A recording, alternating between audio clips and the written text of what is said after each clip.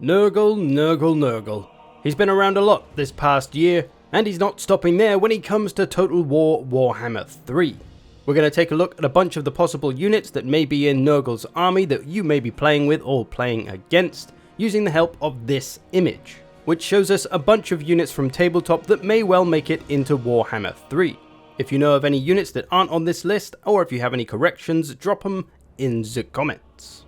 So let's kick it off with the named characters, or legendary lords. There's only going to be one, it's potentially one of these two. Firstly, we've got Kugath the Plague Father, one of Nurgle's closest boys, who just loves cooking up new viruses to ruin everybody's life. Apparently, of all of Nurgle's demons, he's the most willing to enter the physical realm, which sets him up nicely to be in Warhammer 3, where we're going to be mostly in the physical realm. As he has that big massive sword, I'll guess he's going to be a melee lord, although he might have some magic to cast as well, some kind of plagues, maybe more debuffs than spells. Not sure how he rolled in the tabletop. The other lord option is Epidemius, who isn't quite as favoured as Kugath, so he's probably not going to be the first legendary lord, but maybe a DLC. Looks pretty cool on the throne with the little minions underneath carrying him along. So those are the two legendary lord options, but I think it's fairly certain which one it's going to be. Moving down to the regular lords though, we've got the Great Unclean One, seems very possible as a generic lord. Kind of a lesser version of Kugath, still a big boy demon though. Could be a melee lord or a caster lord. I don't really know how casters work with Nurgle. Does he have casters, or is it just lots of plagues and debuffs? I'm guessing his boys use magic in some form.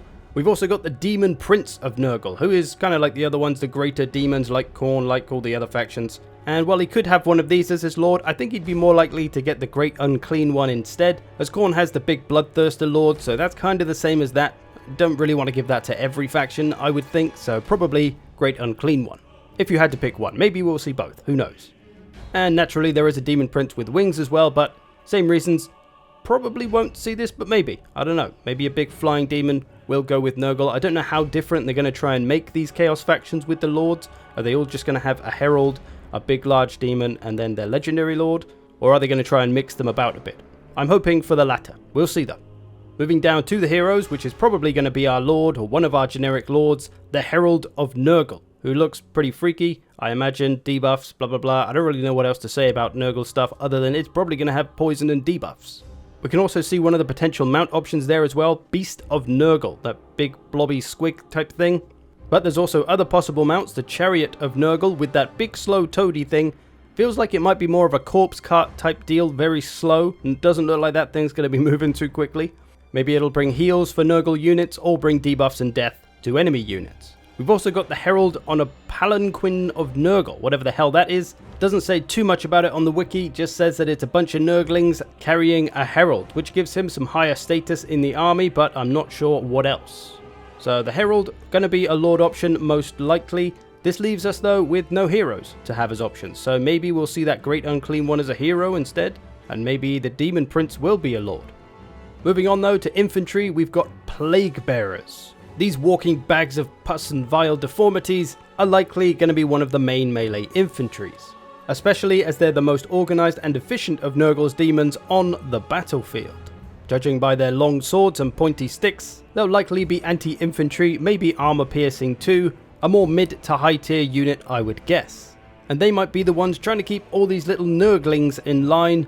Safe to assume these are going to be the little expendable fellas, the Skaven slaves, the peasants, the zombies. They're going to be one of those type units, just cheap, expendable, and good for getting in the way most of the time. Might have some kind of poison or something as well, could be more useful than they appear. And while the Nurglings have been confirmed in CA's blog, we can also assume the Plague Bearers are probably fairly likely as well. Moving down now to the Cavalry and Chariots with Pox Riders. These seem fairly likely as Nurgle will want some kind of cavalry. Not sure how fast these things are though. They look like they're slow, but maybe they're faster than I think. They're ridden by Plague Bearers, so should be pretty hard hitting. Likely going to bring those debuffs of some kind. Maybe some fear and terror. Maybe some kind of fear aura to lower leadership, because they look pretty damn gross to fight near. And we've also got the Chariot of Nurgle, again, being pulled by a Plague Toad, which is what those other things are as well. So going to be disease and debuff heavy all around.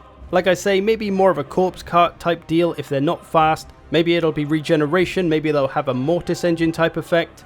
But it seems likely we'll see both of these units in Total War Warhammer 3. And also in this section we have plague drones who are riding rotflies, which we do have confirmed by CA's blog. We see them here just by themselves, so maybe they will just be a unit by themselves, but maybe there will also be rider versions, like these plague drones, which seems very likely as they are plague bearers, the highest of the plague bearers that get to ride these rotflies. So they seem like a likely choice to make it into Warhammer 3, gives them a flying cavalry, gives them a flying unit in general, a nice option for Nurgle. If we boogie our way to the other end of this section, we see Plague Riders though. This looks like a pretty old model, judging by the guy's face on the top, but also because I couldn't find these fellas on the wiki, so I guess they're really old or just have very little information, but either way it looks like one of those plague toads in a dragon ogre's body, with a guy, probably a plague bearer, riding on the top.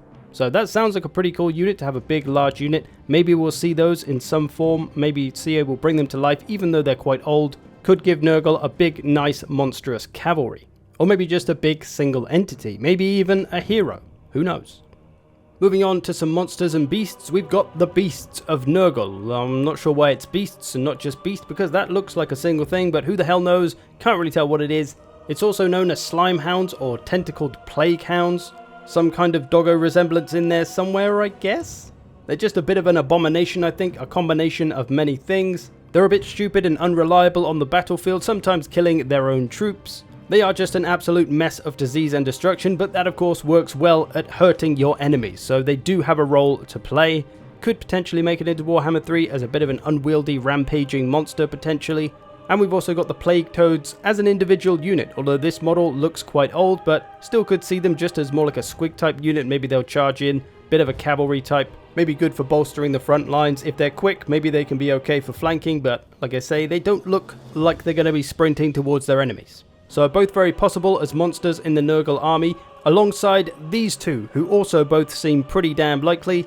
The Exalted Greater Demon of Nurgle, very similar to the Great Unclean One we saw above, but maybe the Exalted Greater Demon will be a lord, and then the Great Unclean One will be a single entity monster instead. Perhaps those will be switched around a little bit, but either way, we're going to get these big chunky boys, I'm sure. And of course, a Soulgrinder of Nurgle seems incredibly likely too. We know we have one for Tzeentch, we know we have one for Khorne.